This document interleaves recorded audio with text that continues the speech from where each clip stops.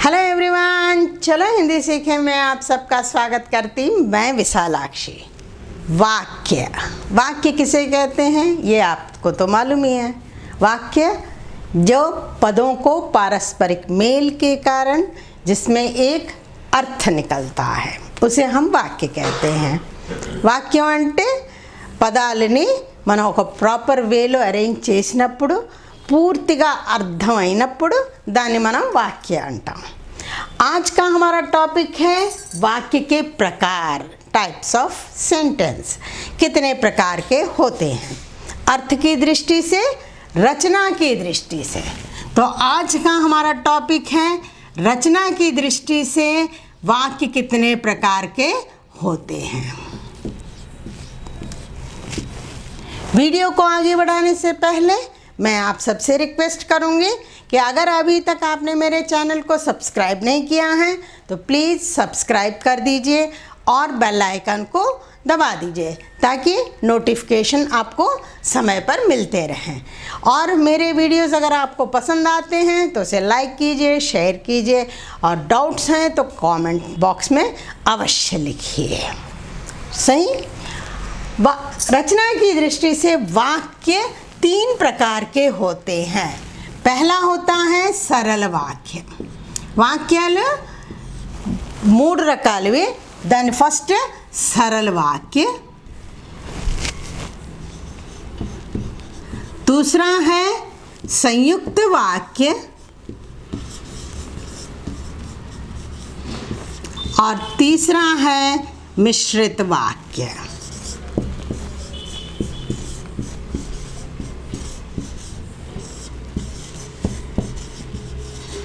सरल वाक्य అంటే సింపుల్ సెంటెన్స్, संयुक्त वाक्य कंपाउंड सेंटेंस, मिश्रित वाक्य का मतलब हुआ complex sentence. Simple sentence, compound sentence और कॉम्प्लेक्स सेंटेंस। सरल वाक्य जैसे भी कोई भी वाक्य हो, जैसे मैंने कहा राम स्कूल जाता है, मोहन खाना खाता है, दीप्ति सोती है, बच्चे खेलते हैं। तो ये जो शब्द वाक्य हैं इन्हें हम सरल वाक्य कहते हैं। सीता पढ़ रही है, तो ये एक सरल वाक्य है। तो सरल वाक्य किसे कहते हैं? जिसमें एक सब्जेक्ट और प्रेडिकेट होता है। एक प्रेडिकेट होता है। सब्जेक्ट को हिंदी में कहते हैं उद्देश्य और प्रेडिकेट को कहते हैं विधेय। तो एक सब्जेक्ट और एक विधेय, एक सब्जेक्ट और एक प्रेडिकेट जिस वाक्य में होता है उसे हम सरल वाक्य कहते हैं। उसे हम क्या कहते हैं? सरल वाक्य कहते हैं। और संयुक्त वाक्य, संयुक्त वाक्य किसको कहते हैं? जिसमें कि 2 या 2 से अधिक वाक्य हों, तो उसको हम कंजंक्शन से जब जोड़ते हैं तो उन्हें हम कहते हैं संयुक्त वाक्य।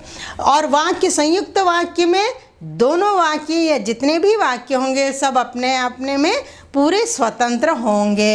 जैसे हमने एक उदाहरण में देती हूँ, राम खेल रहा है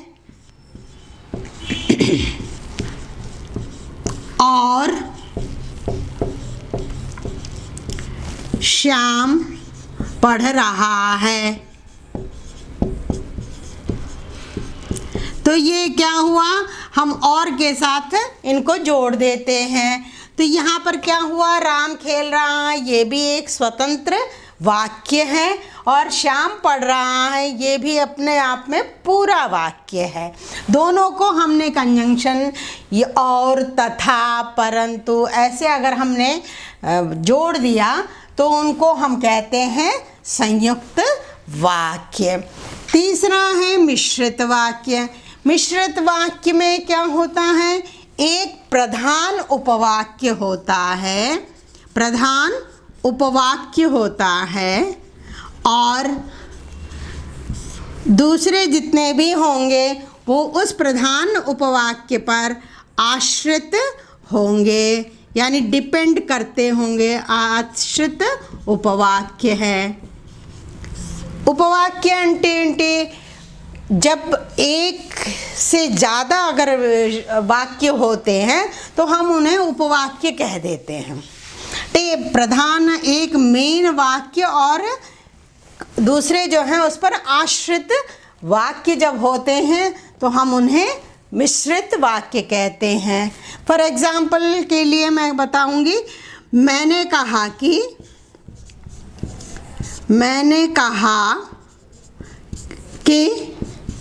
राम बाजार जाओ, राम तुम बाजार जाओ।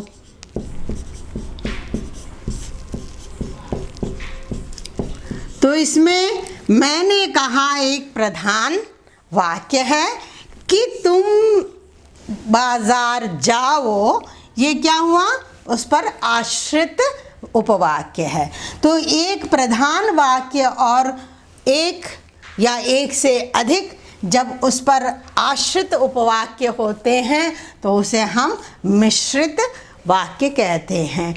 इसमें भी कंजंक्शन से ही जुड़ता है, कंजंक्शन में ही, कि जैसे, जो, जैसा करोगे वैसा भरोगे, इस तरह के जब वाक्य आते हैं तो उनको हम मिश्रित वाक्य कहते हैं।